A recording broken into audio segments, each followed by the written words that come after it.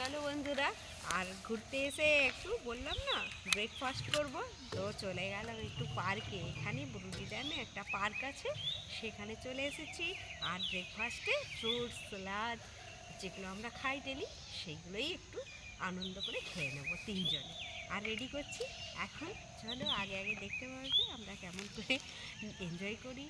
আর এই প্রকৃতির মাঝে বসে একটু খেতে মজাই আলাদা হয়, এটা পিকনিকের মতনই।